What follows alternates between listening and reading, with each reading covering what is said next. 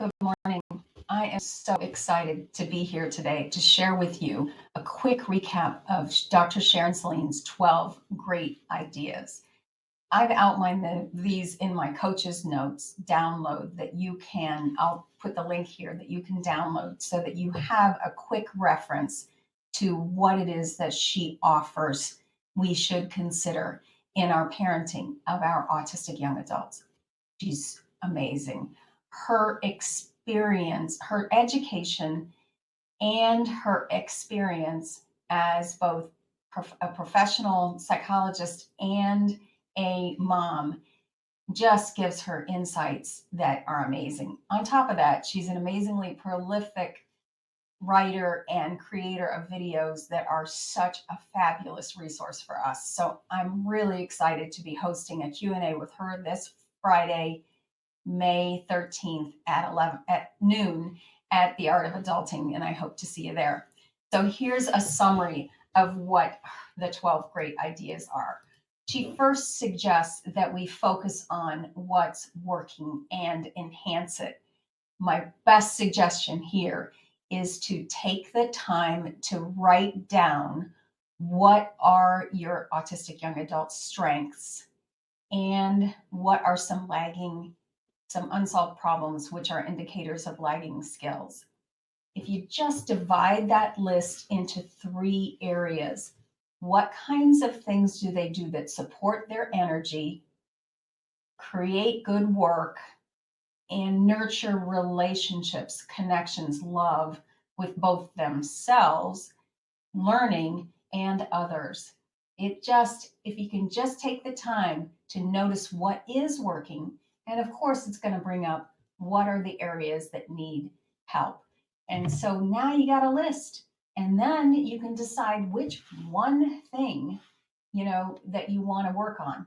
But in the meantime, celebrate the other wonderful things that your autistic young adult is doing and make sure that they understand in behavioral terms what you're noticing and how amazing you feel that is. The more we can reinforce what's working with them helps them do it more. And with us, it helps us recognize the progress that we are indeed making. We just tend to focus. Our brain is that way. It's going to find what's going wrong. It's going to evaluate and compare it to what it thinks it should be. Things should be like. That's just the way our brains work. We can't stop that, but we can drive our brains to notice what is working. And I love that she starts out with, in this summary that I did of her presentation at the Executive Functioning Online Summit, which is the only summit that I promote because it's so exceptional. That's where I became familiar with her work, and I transcribed, and I took her transcription of her presentation there and created these 12 notes from it. Then I pulled in all the other things that she's done, and I mean, a sample of all the other things she's done, because she's done a lot. The next thing, the second great idea is that our brains develop from the back to the front and inside out. What that means is that our brain that keeps our breathing, the anatomical part of our brain that just keeps us breathing and digesting and doing all those things, is the first to develop. The second is the mammalian brain. That's the limbic system. That's the fight, flight, or freeze part that's trying to keep us safe, efficient, and connected to our tribe. That's our default motivation, is in that middle part. And then the prefrontal cortex, the part in the front, is, where you slap your forehead and go, why didn't I think of that? That's where we're making connection with our cognitive piece. And that creates the judgment, which is how we decide what we're going to do or not do, or feel or not feel, or think or not think. And so that's what she suggests. We want to make sure that we are recognizing that our kids really, truly are doing the best they can with the development that they've had so far. So just knowing a little bit about that, helps us understand that, okay, why is this part not getting them, why did they do that? Why did they think that? And the answer is it's still developing. It will continue to develop. And there is some lagging development that's occurring because that middle part, that mammalian brain, that fight, flight, or freeze brain in most of our kids is on fire most of the time. So, when they're anxious and scared it's really not a good place for them to learn. And that happens so often that they have missed some opportunities along the way to learn some of the things that we'd like for them to know. And that's why when we evaluate where they are, we compare them against their not autistic peers, then we see where the gap is, and we want to, we want to help them close that gap. And it makes perfect sense that they are where they are. It's perfectly normal. And we want to recognize that it's our evaluation of it that says that it's not normal. And that's what they mean when you watch videos and you listen to autistic people who say that they really are in a world where people just don't get them. It's kind of hostile. It's, there's a lot of myths about laziness and all of that happen around evaluating where an autistic person is in life and what they're doing. And it just, it's really helpful to understand that it's because of the brain they were born with. And we're the one, and other people, the non-autistic people, are making these judgments. And so they're kind of, in a hostile world. So that's her third point, is just to notice that it's an anatomical difference, and it creates different hormones and all those other things that are involved in brain development. And we just need to become aware of that. Her third great idea is that pills don't teach skills. I see this a lot on Facebook. Do you think I should have my kid take this, or our doctor recommended that medicine? Is that going to take care of the problem? And the answer is, okay, I am very grateful for the medicines that my kids take. Some take more than others. Some work better for some of my kids than others. There isn't a one size fit all prescription for what is going to solve these, and it's not going to solve the problems anyway. The skills are going to help them solve their problems. So the pills can help, and I'm grateful for them. And we still have to be, the coach in their lives that helps them learn more of this, that encourages them to learn the skills, that warns them if they're not learning the skills, what could happen, and to make it all safe for them to do both of those, be who they are in our presence, so that they do consult us for the solutions that they're looking for in their lives. Even if sometimes they tell us they don't like it, they still like to be able to consult with us. Her fourth great idea is these 5 C's. They are so spot on. Self-control, that's ours. Okay, well, they've got some self-control to do too, but compassion as well. That's where we understand more of where it is that they are. And I think it's so helpful to not only really just listen, but also hear other people's points of view, other autistic people that are ahead in their journey, that are older than our kids are. Just listen to their words about what they struggled with, and we get a much better concept of what it is that our kids are struggling with and why. And, sometimes these autistic people that do these videos are so vulnerable and so articulate and so willing to share. We've got to listen. It's like there is the lessons. There's so many there that we can benefit from. There's some really good people out there. Hannah Gadsby, the comedian, and then there's this neurodivergent rebel on Facebook. I mean, there's so many out there. I can't even, the Asperger, the guys out in Washington, the Asperger experts. They really are so helpful to me to get a better understanding of, because they articulated loud and clear what it was that the struggles were that they had when they were growing up. And I really want to listen. So that's where that compassion comes from. And then the collaboration is, let's solve the problem together. You are not alone. I don't have all the answers. In fact, I'm going to default to you, because listen, we want to try what you think is going to work first, because the more we practice with what you think, the more confidence you're going to have that you can come up with a solution that works. And we're here as your support. We are here because we love you and we want to see some things happen. Now, that doesn't mean that we're not occasionally going to warn that if they keep going down a certain path, it's not going to be the one that's going to create results that they want to have in their life. But that's being a parent. We're good with that. Being consistent with that too, that consistency of, here's our approach and we're going to stick with that approach, because we know that you're the one that's running your life, especially now that you've aged out of school. And then the celebration of, oh my gosh, look at how many wonderful things you're doing. Those 5 C's, I think, are golden. Then our fifth idea is that she really encourages us to have our kids notice the cues. And what she's talking about there is something that I cannot believe how often I see checklists in real world applications. One of my favorite doctors and authors is Dr. Atul Gawande, and he wrote a book called The Checklist Manifesto. So, just in case your young adult is saying, I don't need checklists anymore, I'm grown up, have them just watch one of his videos on his TED Talks about how they use checklists and how he was part of the World Health Organization. He's a surgeon, and he advocated using checklists in birthing centers, in all kinds of places, and the number of how maternal mortality and infant mortality dropped using these checklists is a really moving story. So this, if we had a bad experience with checklists when they were younger, or if they rejected them when they're younger, we have to encourage them to revisit this tool, because it is also the number one tool in quality processes that they use in manufacturing units. And if you know, I've learned a little bit about the quality movement. Edward Deming and Duran, those guys, they say checklists are one of them. So, these are things that we're going to use throughout our adulthood. So we have to give them some cues to the kinds of, because we're just plain busy. We need tools like a checklist. And one of my favorite ones that I'm using these days is the Google Task List. It's an app that's so simple to use. It attaches right to their Gmail account, and they can put it right on their phone, and they can just tap on that, and they know what they need to do next.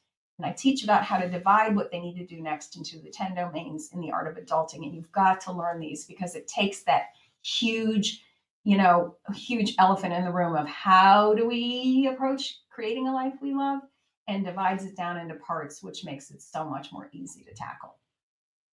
She suggests in her sixth great idea that we move from disconnection to compassion. And, she just admonishes us. She says, self-control, you parents, you're going to manage yourselves first before you deal with your kids. If you are dysregulated, if you are off your center, you are basically just taking kindling and throwing it on the budding flames of your child's dysregulation. Oh my gosh, she nails it. It doesn't help you, and it doesn't help them. So I want you as parents to regulate yourself first. That's a quote.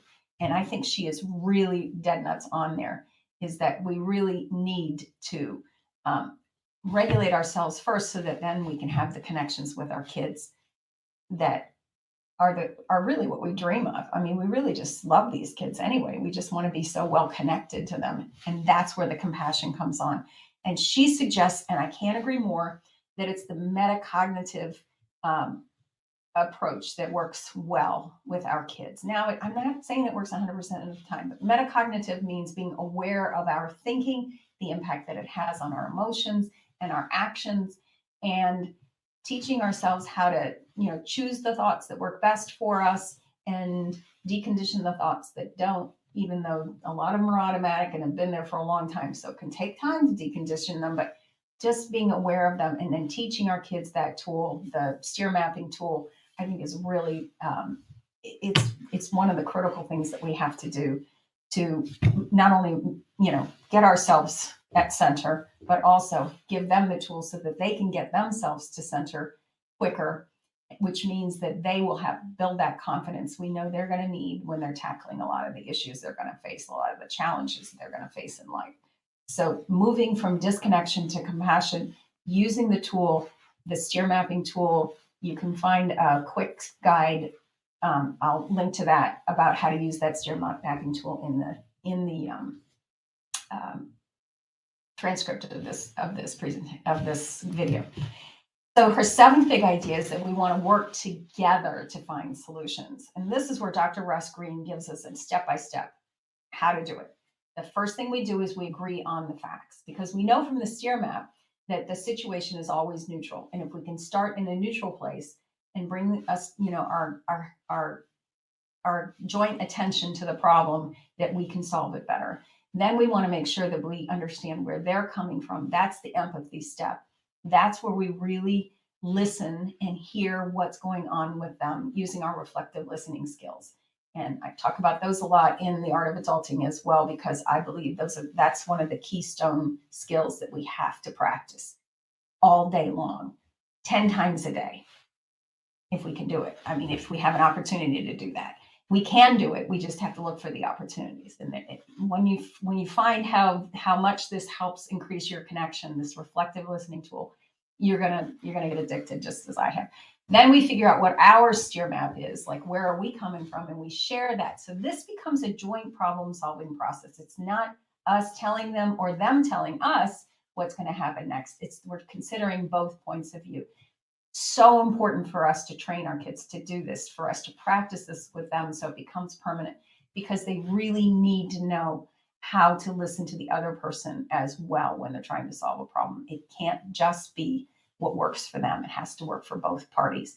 And getting this, practicing this and getting it to be just a habit knit part of who they are will help them in their relationships everywhere, at home, at the doctor's office, at work, lots of places. So we really want to emphasize this. And of course, then the last step is to agree on what the next steps are, and what are we going to try, and how can I help you, and what are you going to do to get to the solution. And you've already probably identified the next steps in a lot of the dialogue that you've had already, but it's this step where we actually agree on what we're going to do next.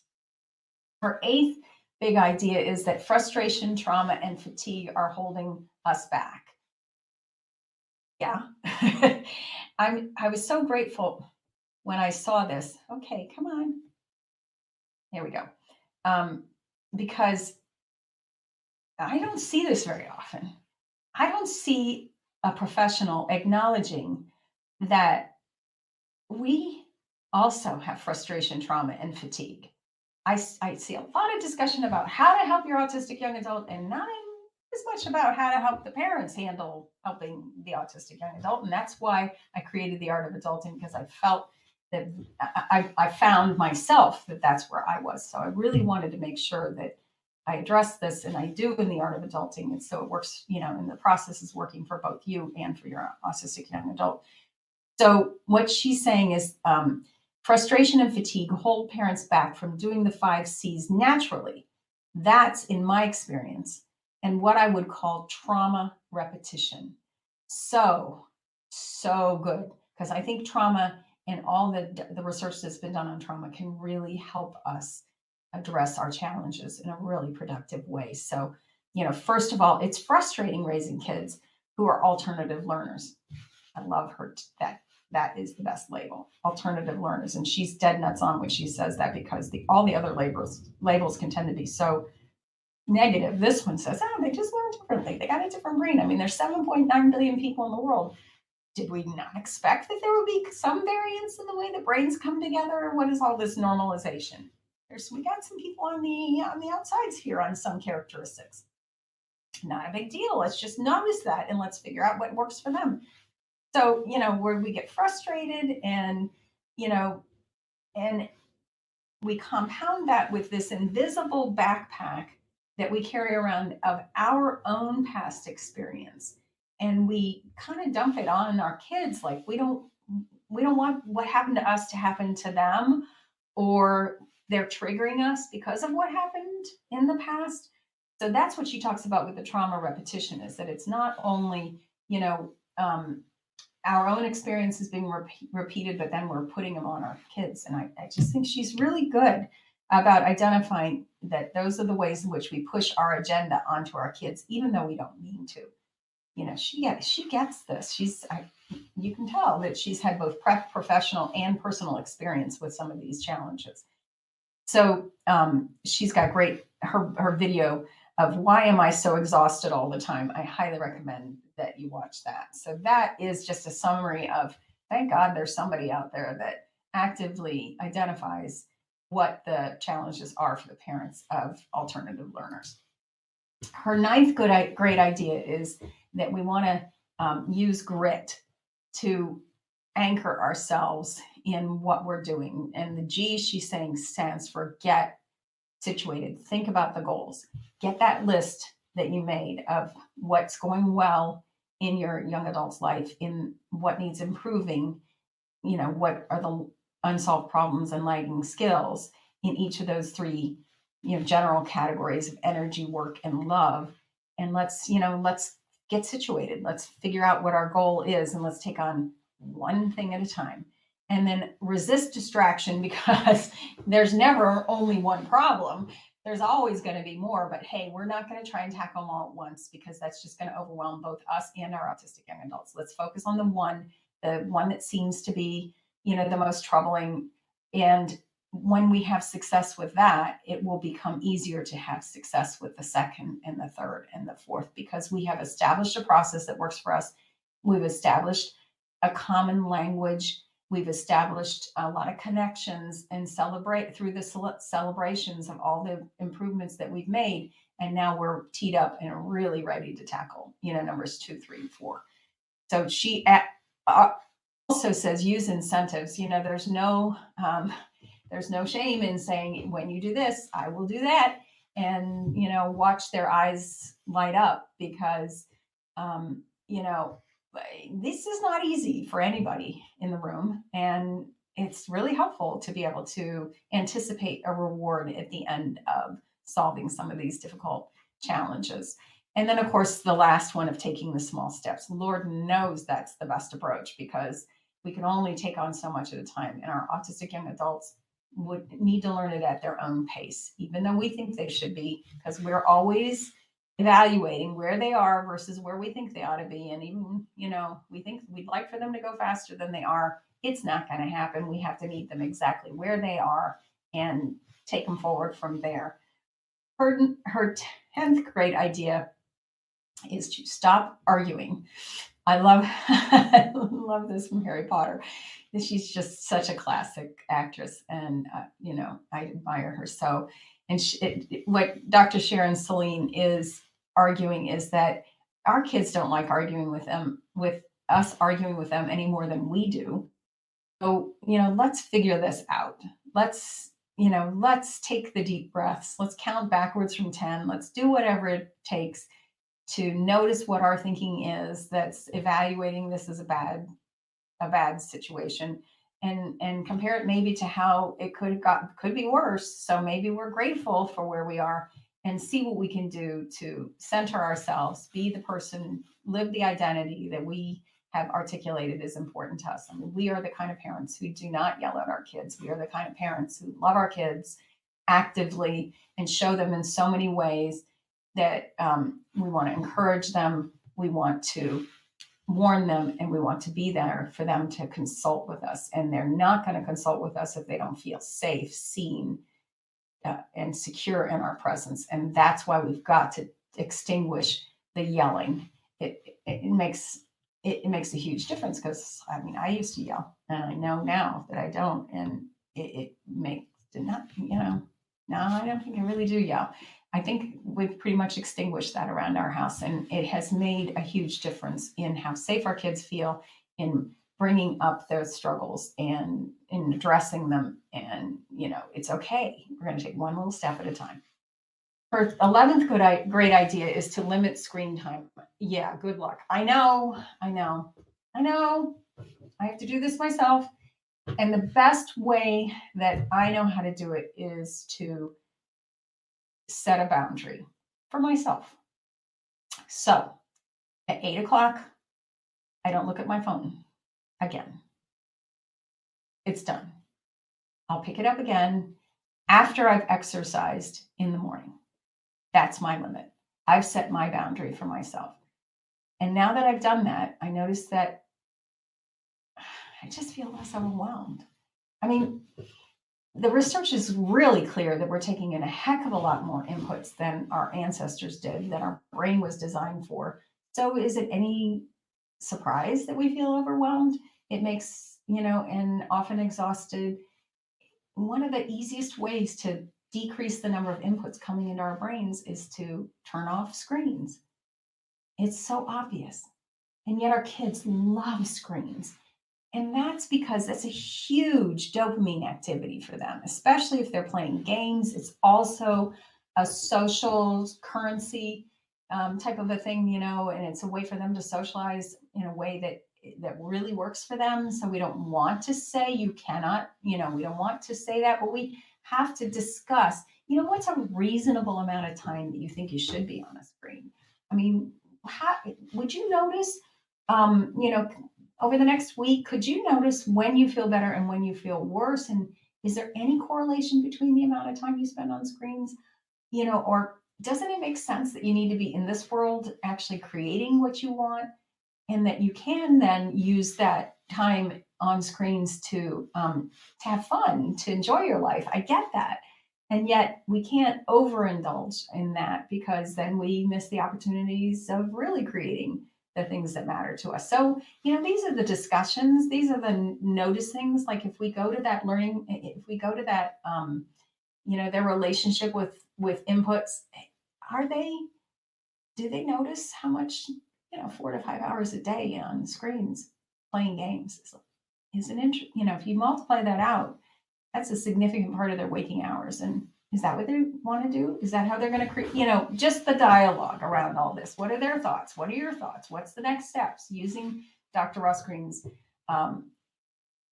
collaborative, proactive solutions that he advocates on his website, livesinthebalance.org. And then her 12th and final great idea is to maintain and nurture our connection with our autistic young adults. The opportunities, to create and continue that trajectory that we want to know is, it's just, that's the keystone. That's the key. Dr. Saline says the key to success in parenting is maintaining and nurturing your connection with your child. Absolutely. And so that's what's most important. It's not whether or not they get, the grade that we would like for them to get, or the job that we would like to get, or the savings balance that we would like to them to get, or the body composition that we'd like for them to get. It's actually the connection that we make together. And I love that she ends with this as the bottom line, because I'm with her on this one, totally with her on this one. So those are the 12 great ideas. Let me just give you a quick summary of them. And I've got them written down here. Focus on what's working and enhance it. Our brains develop from the back to the front and inside out. So notice what part of the brain is active whenever you're engaging with your child. Pills don't teach skills. We need to actively encourage our kids to practice the skills, those 5 C's of self-control, compassion, collaboration, consistency, and celebration. I'm going to go to the next slide because that is kind of flashing a lot. 5, we have to use cues. Checklists are a great way to cue things. Quick reminders, statements, not questions, but statements are the best way to get our kids to think about those. Moving from disconnection to compassion, maybe bringing in some other perspectives so that you understand what it is that adults who are autistic who are reflecting on their childhood, what their experiences were. Sometimes that gives us insights into what our kids are facing. 7, work together for solutions. Collaboration is the way to help build those executive skills and confidence so that in the future, when we're not here, they know how to solve problems. 8, the frustration, trauma, and fatigue hold us back. We need to take care of ourselves. And it's so nice to have somebody actually say that. 9, grit, get situated, resist distractions, incentives, talk through small steps. That's how we're going to make progress with our kids. Stop arguing is number 10, because that just severs the connection. Limit screen time, because that's going to help them feel better, usually. And 12, maintain and nurture our connection together, because that's really the bottom line. That's what we are trying to do. That's what we dream of, is just a connected, loving family together. I am so grateful for Dr. Saline for putting all this together in one place where now I know what to do next. And I love how she reinforces a lot of the things that I teach in the Art of Adulting. And I'm really hopeful that I will see you there. Please go to whenautismgrowsup.com and it'll take you right to my website. where I explain how to join us there. Bye for now.